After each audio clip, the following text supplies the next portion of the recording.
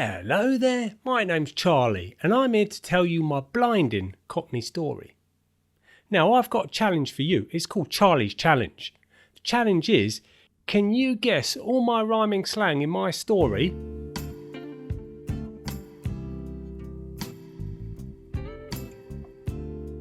So what we're going to do, this is how I'll do it. I'll give you a piece of advice, right? Because Cockney Rhyming Slang to me is like pure poetry and I just want for you to hear it, right? So here's what we're going to do is I'm going to give you the Cockney Rhyming Slang. For example, everybody knows dog and bone is phone, right? Because bone rhymes with phone. So it's the second word that rhymes with the standard word in English, yeah? You get it? I'm not going to give you just the first part, which is a common way of doing it in Cockney Rhyming Slang, because it gets a bit complicated. So I'll give you the full expression. All right? And you've got to guess what the phrase is and what the rhyming slang is. And at the end of the story, I'm going to give you the answers.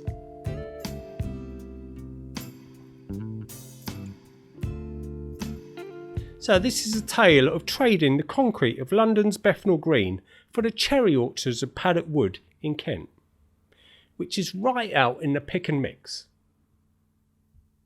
The story's called Pigs Have Ears. Chapter 1. The Last Pint at the Rub-a-Dub.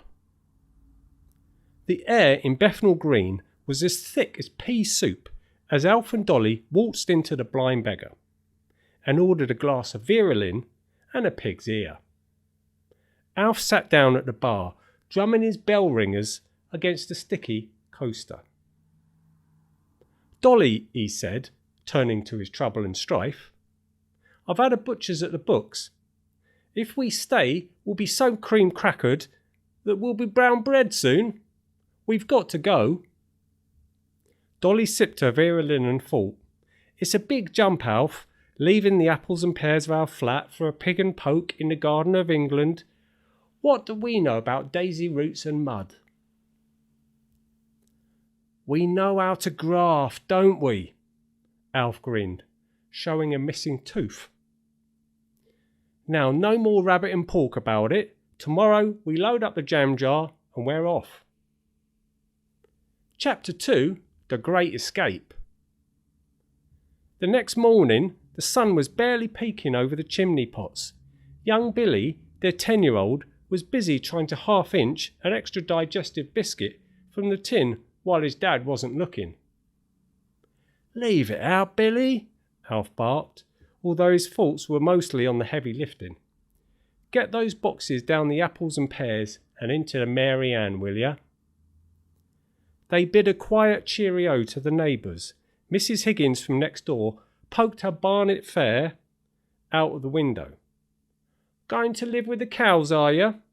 Don't forget your whistle and flutes when you come back to visit.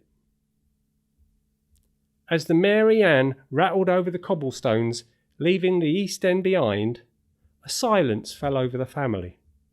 Just like the generations before them, they were heading for the oast houses and hop farms which characterised the county of Kent. Usually it was just for the summer. This time it was permanent. Chapter 3. The Garden of England.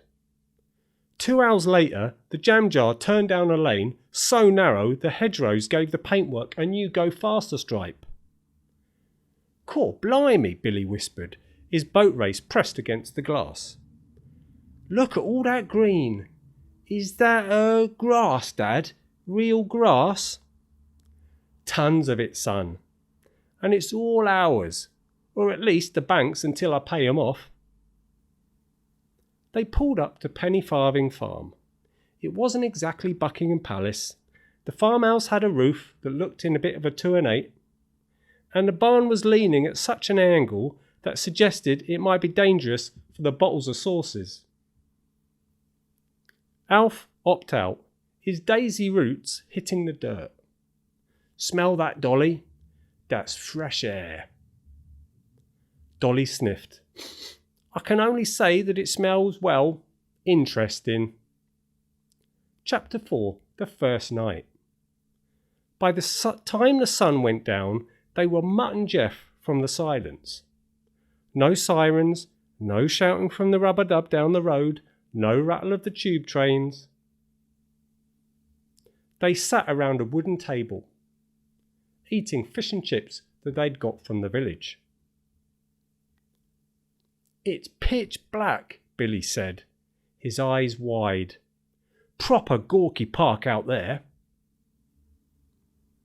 "Use your mince pie, son," Alf comforted him. "Have a butcher's hook at those stars. Can't see those back in the smoke, eh?" All of a sudden, a loud moo echoed from the field. Dolly jumped, nearly dropping all her chips. "What was that, a ghost?" "That's Daisy gal," Alf laughed. "Our neighbour's cow. Get used to it. Tomorrow we start the hard graft." Chapter 5. The morning after. The early bird didn't just catch the worm, it screamed in Alf's King's ears at 5 a.m. Alf stumbled out to the yard. He had a plan to grow Uncle Reg's and maybe keep a few clucking hens, but first he had to fix the fence. He was struggling a bit with a hammer and a local farmer pulled up in a tractor. The man looked like he was carved out of an old oak tree. "Morning," the farmer said. "You those Londoners?" Alf straightened his tit for tat. "That's us, mate. Alf Taylor. Yep, this is my manor now." The farmer chuckled. "Bit different from what you're used to, ain't it? Well, if you need a helping hand, give us a shout, eh?" "Cheers, me old China," Alf replied. The farmer blinked, looking confused. China? No, I'm from Maidstone up the road, son." Alf sighed. It was going to take a while to teach those country bumpkins how to rabbit and pork properly. Chapter 6. Finding the Rhythm. A month passed. Dolly had turned the farmhouse into a palace. The curtains were up, the dog and bone was installed, and Dolly had even started a small garden of her own. Billy was as brown as a berry, spending his days chasing mice out of the Mickey Mouse and learning that milk didn't actually just come in plastic cartons. One evening, as they sat on the porch watching the sun behind the orchards, Alf put his arm round Dolly. "Miss the East End then?" he asked quietly. Dolly leaned her loaf of bread onto his shoulder. "Sometimes I miss the chatter and the pie and mash, Alf. But look at Billy." The boy was running through the field, his laughter carrying on into the breeze. "He's got room to breathe, Alf. No trouble round the corner, just the birds and the bees." Alf nodded, feeling proud. "We've done it, Dol. We've traded the pavements for the paddocks and the pastures." He raised his mug of Rosie Lee. "To Kent, the new manor." They knocked their mugs together. "Have you met any locals yet?" Dolly asked. Alf scratched his Uncle Ned. "Lovely people, but I think we need to teach them some of our slang." "Oh well. Stiff upper lip, Alf, eh? Let's just keep calm and tend to our farm," Dolly said. And they both had a little chuckle.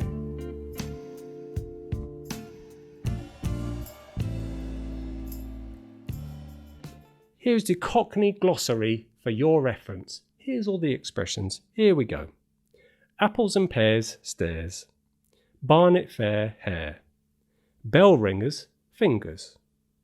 Boat race, face. Bottle of sauces, horses.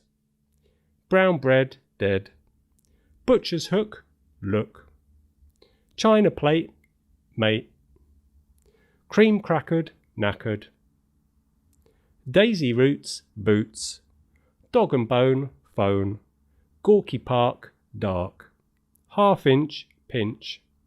Jam jar, car. King Lear's ears. Loaf of bread and Uncle Ned, your head. Mary Ann van. Mickey Mouse house. Mince pies eyes. Mutton Jeff deaf. Pick and mix sticks. Pig's ear beer. Rabbit and pork talk. Rosie Lee tea. Rubber dub pub. Tit for tat hat. Trouble and strife wife. 2 and 8 state. Uncle Reg's veggies or vegetables. Vera Lynn gin. Whistles and flutes suits.